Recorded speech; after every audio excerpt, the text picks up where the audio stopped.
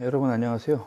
지금부터는 캡스톤 디자인 제 6장 문제 정리와 관련된 내용을 가지고 여러분들과 함께 학습을 해 나가도록 하겠습니다. 자,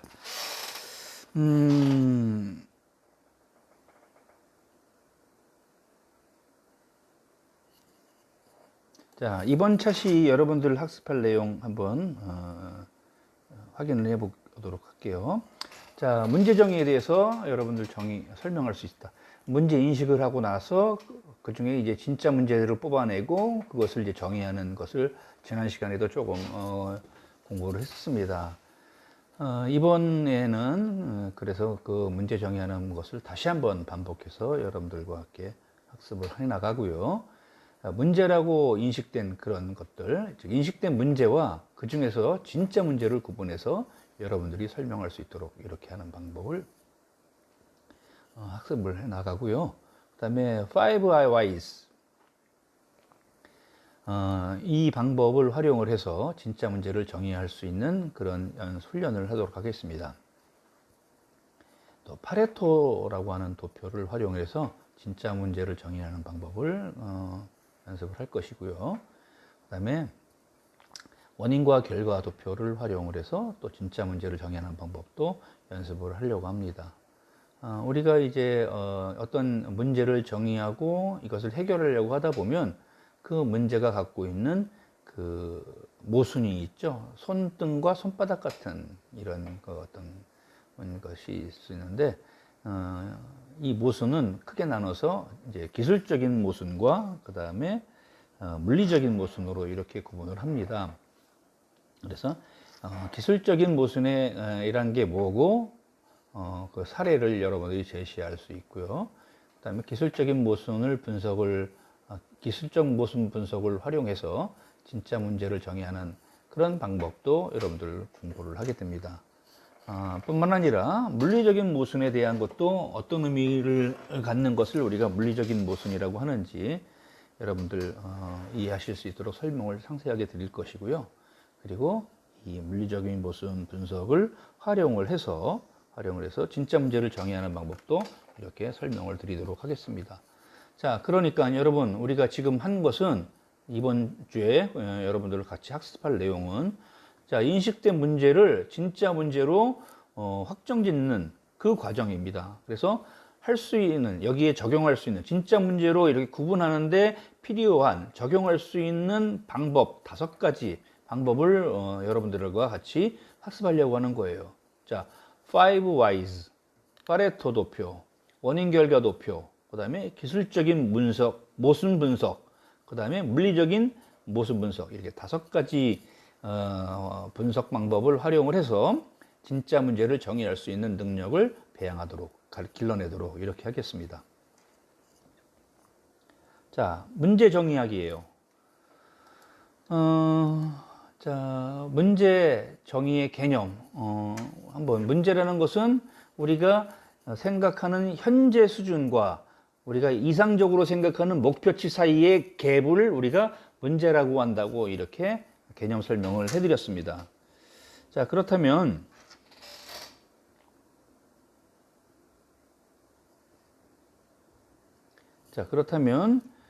문제 정의란 무엇입니까? 문제 정의라는 것은 좀 넓은 의미로서는 진짜 문제를 뽑아내는 거예요. 그리고 그거 문제가 왜 문제가 됐는지에 대한 점검을 하는 것이 좀 넓은 의미의 광의의 문제 정의에 대한 의미라고 얘기할 수가 있겠고요. 이걸 좀 좁은 범위로 국한해서 본다고 하면 진짜 문제만을 뽑아내는 것을 우리가 좁은 의미의 문제의 정의라고 이렇게 얘기할 수 있겠습니다. 그렇다면 뭐는 가짜 문제가 있나요? 아니죠. 우리가 문제라고 인식하고 있는 것 중에 정말 핵심적인 어떤 내용, 그 몸이 아파요. 그럼 어떻게 돼요? 몸이 아픈 이유가 여러 가지가 있을 거 아니에요, 그죠? 그 이유 중에 핵심이 되는 원인을 골라내서 그것을 치료하면 몸이 나을 수 있습니다. 이런 것처럼 여러 가지 다양한 문제라고 생각하지만 그 중에 그 근본 원인이 되는 내용을 우리가 그게 진짜 문제라고 이렇게 정의를 내리는 거죠. 그래서 진짜 문제를 정의한다라는 것은 결국 뭐냐면 정보를 수집을 하고 그다음에 이 정보를 분석을 해서 그 근본 원인을 내포하고 있는 핵심적인 그 문제를 찾아내는 것을 우리가 진짜 문제 정의라고 이렇게 얘기하는 것입니다. 표면에 쉽게 드러나는 그런 인식된 문제가 아니라 아주 근본적인, 근원적인 그 뿌리를 찾아내는 그런 과정을 우리가 진짜 문제 정의라고 하는 것이죠. 그래서 여러분들 그림에 보이는 것처럼 표면에 잘 드러나는 그런 인식된 문제를 우리가 진짜 문제라고 하는 것이 아니고, 문제의 근본 원인을 내포하고 있는 그런 것을 우리가 진짜 문제라고 이렇게 규정한다 하는 겁니다. 자, 그러면 왜 이렇게 진짜 문제를 알아내는, 정의하는 이 과정이 중요한 것일까요? 진짜 문제라는 것은 우리가 이제 하나의 인식된 문제라고 하더라도 여러 가지 방법으로 다양한 시각으로 정의할 수가 있어요. 그리고 그 문제를 어떻게 정의하느냐에 따라서 해결하는 대응 방안도 달라질 수 있습니다. 그러니까 문제를 잘못 정의하면요, 그러면 본질적인 해결이 되지 않는 경우가 많이 나와요. 땜빵식 어떤 처방을 하게 되는 경우가 많이 나오죠. 그래서 진짜 문제를 엄격하게, 명확하게 정의하는 것은 매우 중요한 일이라고 얘기할 수 있습니다. 진짜 문제를 정의하지 않고 이렇게 인식된 문제를 어설프게 해결하는 경우에 결국은 그것이 오히려 안 하니만 못한 결과를 초래하는 일도 많아요. 근본 원인을 해결하지 못했기 때문에 파생되는 또 다른 문제를 이야기할 수 있다는 얘기죠. 자, 그래서 근본 원인을 해결할 수 있는 진짜 문제를 우리가 정의하는 것은 아주 상당히 중요한 의미를 갖는다 하는 겁니다. 자, 예를 들면 이런 사례를 한번 생각을 해봅시다. 자, 시베리아로 탐사를 간 교수와 학생이 이제 짐을 챙기고 있는데요. 갑자기 호랑이가 나타났어요. 두 사람은 막 살려고 뛰어서 도망치겠죠.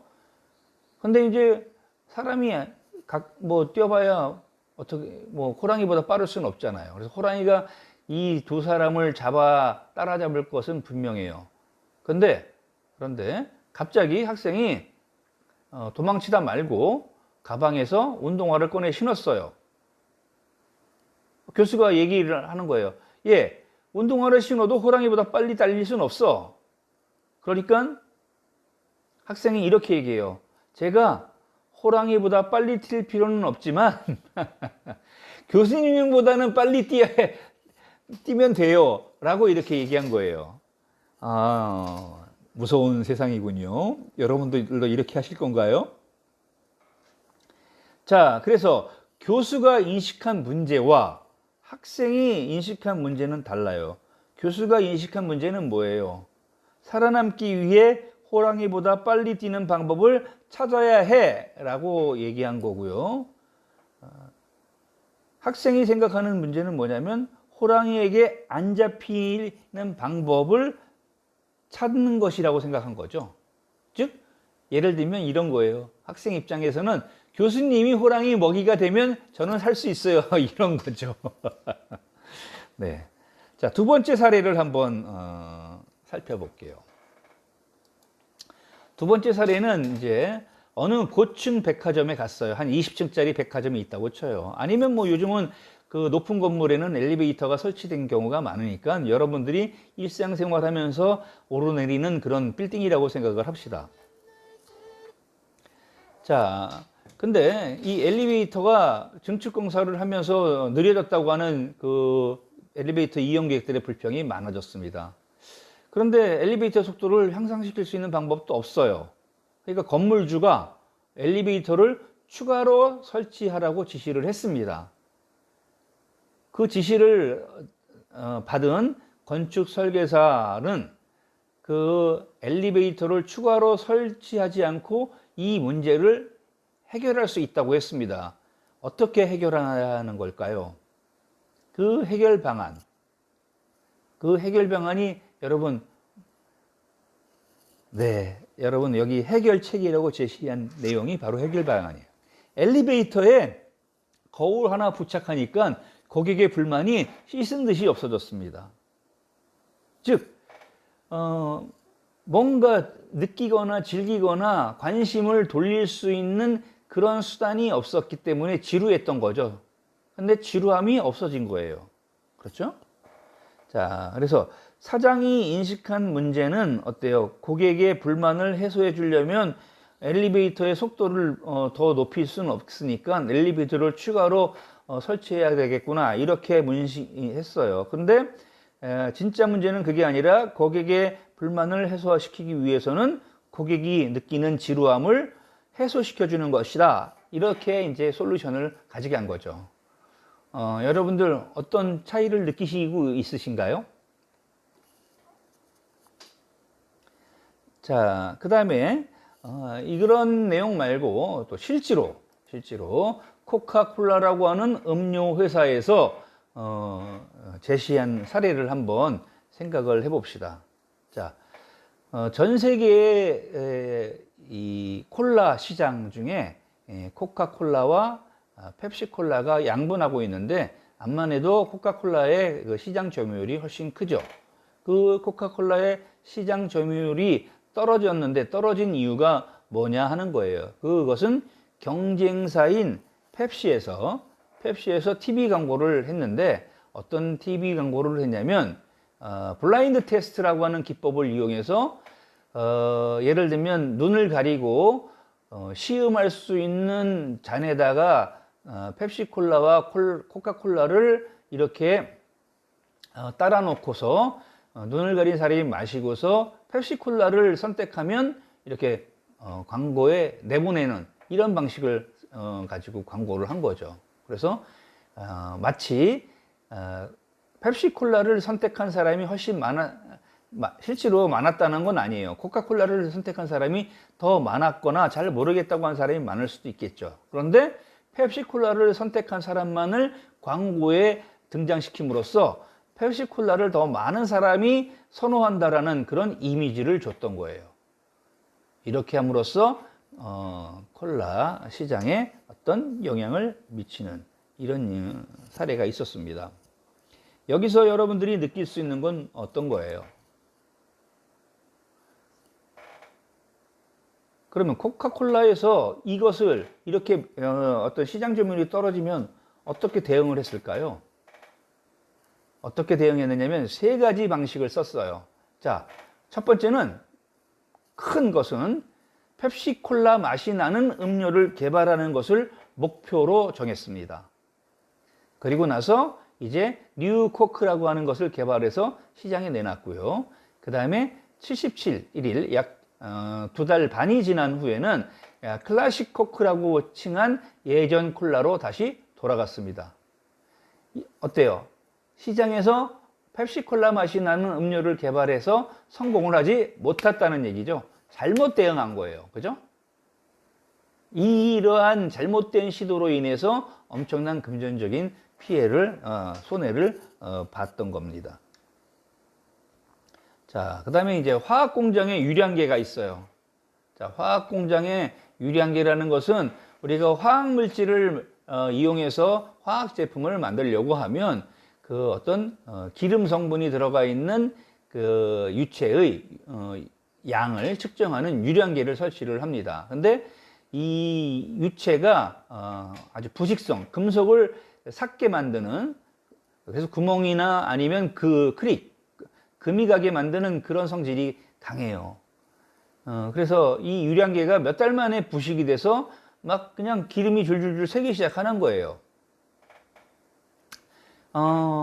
사장이 고민을 했어요. 어떻게 하면 부식되지 않고 유체가 새지 않는 그런 유량계를 만들 수 있을까? 그래서 그런 물질을 찾아볼 것을 직원들에게 지시를 했습니다. 근데 그걸 찾기 위해 시간과 노력을 많이 투자했지만 결국 마땅한 성과를 얻지 못했어요. 이 사례에서 여러분들이 느낄 수 있는 건 뭡니까? 자, 너무 많은 시간이나 비용이 드는 해결책은 결국 현실에서 수용하기가 어렵다 하는 겁니다. 그래서 어떤 문제를 해결하고자 할 때는 항상 시간과 비용이라는 그런 것을 가지고 효율성, 경제성이라는 개념으로 이렇게 분석을 하고 고려를 해야 한다는 겁니다. 자, 이 사례에서 여러분들 느낄 수 있는 거는 사장이 인식한 문제는 뭡니까?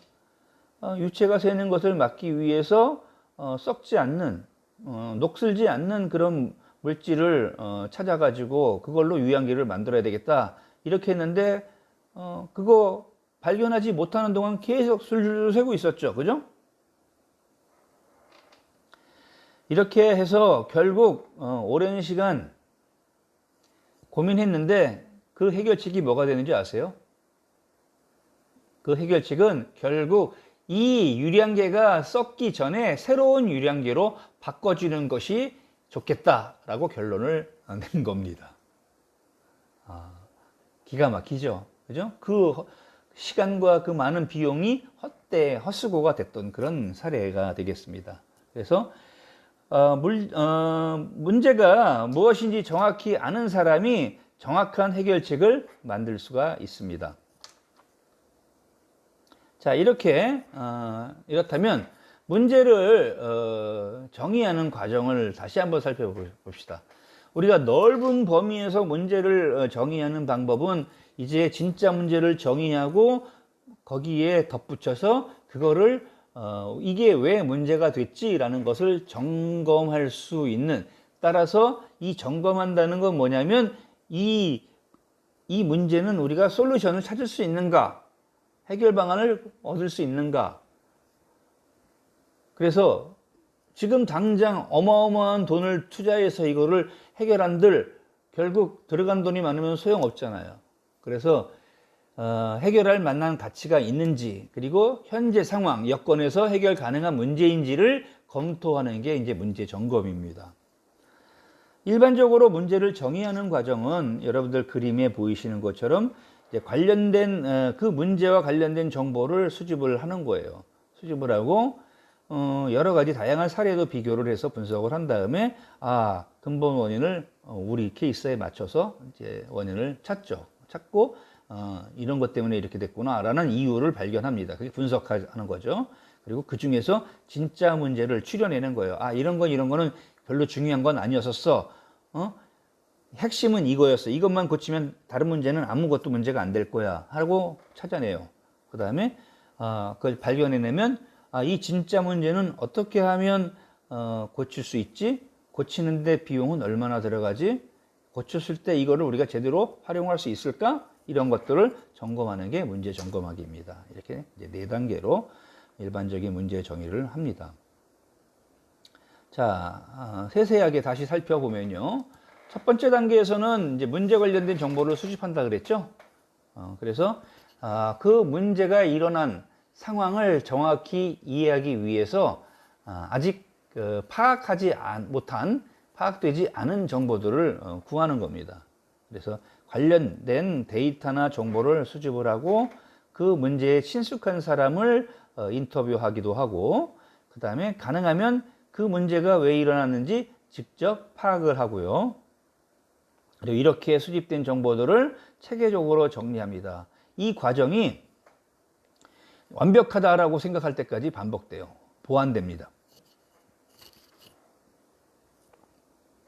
자, 두 번째 단계는 어떤 단계죠? 두 번째 단계는 이제 근본 원인을 분석하는 단계예요. 앞에서 1단계에서 수집한 정보를 다양한 각도, 다양한 시각으로 분석을 하는 겁니다. 그래서 그 문제의 근본 원인이 뭐라는 것을 규명하는 단계예요.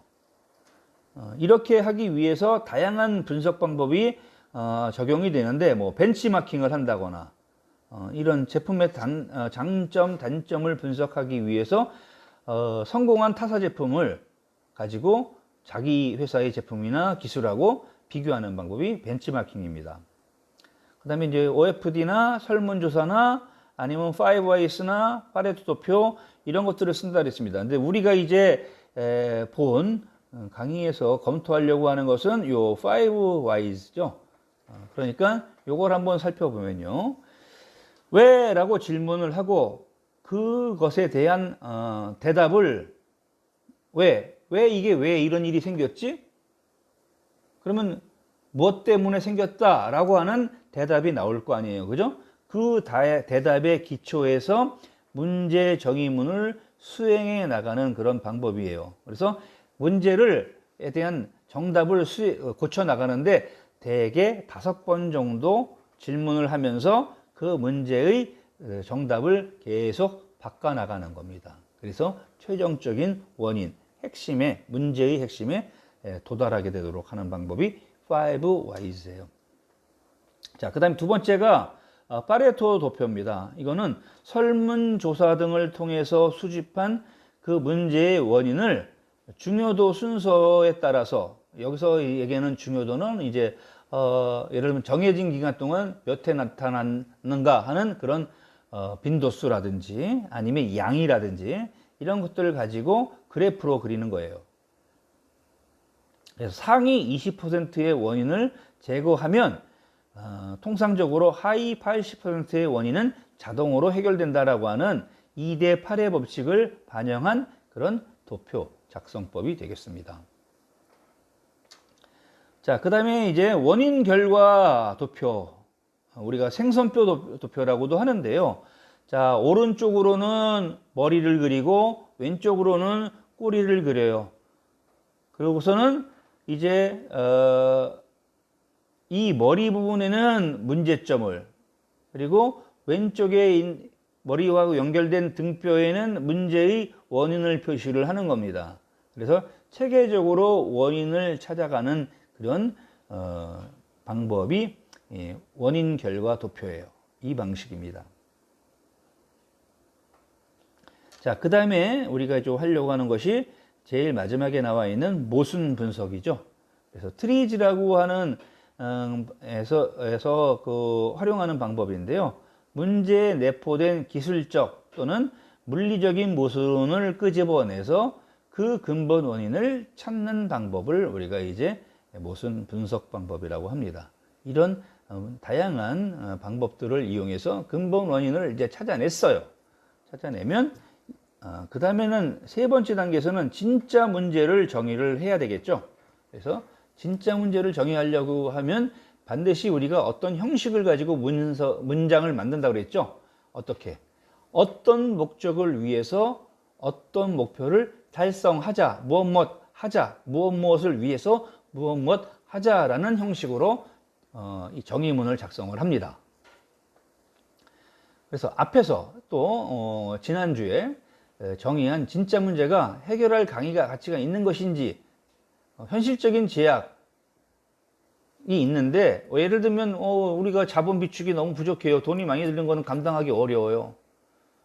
이런 문제가 있을 수 있잖아요. 사람이 없어요. 그거를 가능하도록 하고 투입될 인적 여력이 없어요. 그러면 그거 어떻게 할 거냐? 미뤄둘 거냐? 포기할 거냐? 이런 것들이 나올 수 있잖아요. 그래서 이 4단계 문제 점검하기 위해서는 우리가 해결할 수 있는 문제인지 아닌지를 미리 확인하는 과정입니다. 이 확인 과정을 통해서 할 수 있다 하면 거기에 시간이나 아니면 금전적인 그 자원을 투입을 하는 거고요. 이거 도저히 우리가 감당할 수 없어 하면 이제 이런 것들을 투입하지 않고 하는 거죠.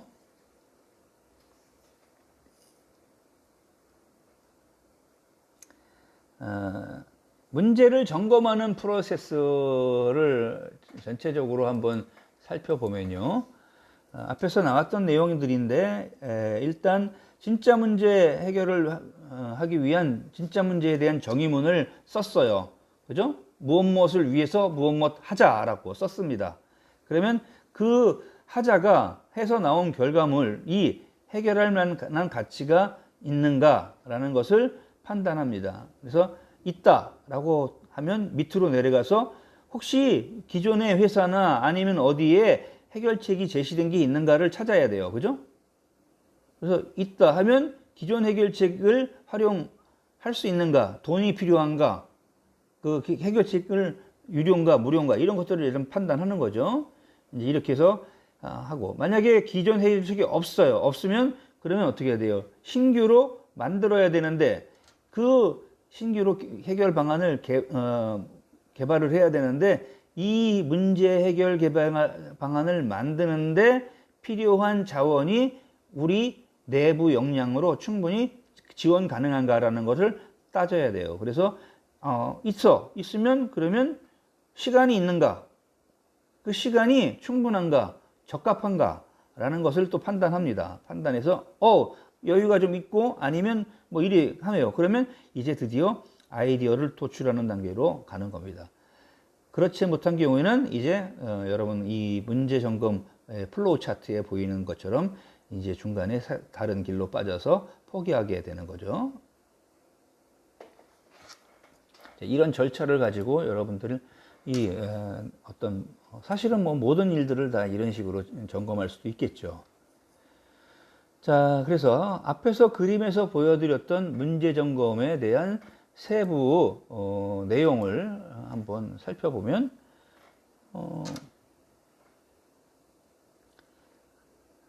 우리가 해결할 기회가 있는 문제인가 하는 거죠. 기술적인 시스템의 진화 그리고 이런 진보적인 기술들이 계속 나오고 있기 때문에 그런 동향 같은 것들을 분석을 해서 넓은 시야에서 이거 기술의 도움을 조금 받으면 해결할 수 있는 문제인가 이런 것들을 이제 점검하는 겁니다.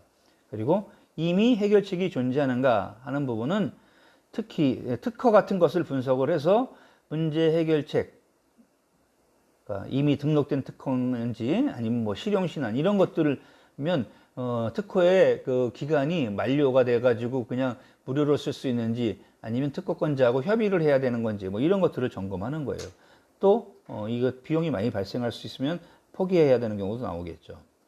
그 다음에 이제 문제 해결에 필요한 자원이 확보되었는가라는 측면에서는 이 문제 해결을 하려면 사람, 인적 자원, 물적 자원이 다 필요해요. 이게 회사에 있느냐 이거죠.